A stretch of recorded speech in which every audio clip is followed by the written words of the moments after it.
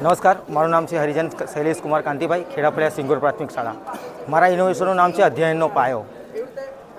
સમસ્યા એ હતી કે પ્રિય બાળકો વાંચન લેખન ગણનમાં નબળા રહેતા તે જે તે ધોરણની અધ્યયન નિષ્પત્તિ સાથે જોડાણ મેળવતા નથી. તેના માટે મેં આવા 36 બાળકોને મારા વર્ગમાં બોલાવ્યા અને તેમના માટે જુદા જુદા TLM લઈ અને જોડીમાં કાર્ય કર્યું, જૂથમાં કાર્ય કર્યું, સમૂહમાં કાર્ય કર્યું, વ્યક્તિગત કાર્ય કરી અને આ બાળકોને વાંચન લેખન ગણન કરતા કર્યા છે. એમના માટે મેં જુદા જુદા ટૂલ્સ બનાવ્યા છે. તો બાળકો અનુલેખન કરતા થાય તે માટેના આ ફકરા છે. આ ફકરાને જોઈ અને તેઓ આ નીચે લખી શકે છે. આ રીતના મેં જુદા જુદા ફકરા બનાવ્યા છે તેમના માટે.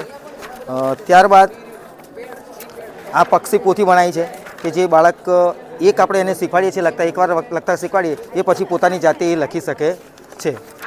ત્યારબાદ આ પ્રાણી પોથી બનાવી છે. તો બાળકને એકવાર આપણે આ બતાવીએ છીએ, લખતા શીખવાડીએ છીએ, ત્યારબાદ એ પોતાની જાતે લખતા શીખે છે. ત્યારબાદ આ જોડકા છે.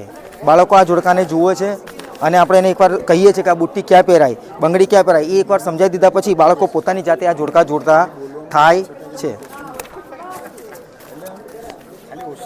બાળકો માટે અમે આ વાર્તા આપણે કહીએ છીએ ને વાર્તા પરથી વિદ્યાર્થી પછી પ્રશ્નો વાંચે છે અને પ્રશ્નો વાંચી અને તેના જવાબો લખતા થાય છે. તેમના માટે મેં આ ગણિતની એક બુક બનાવી છે.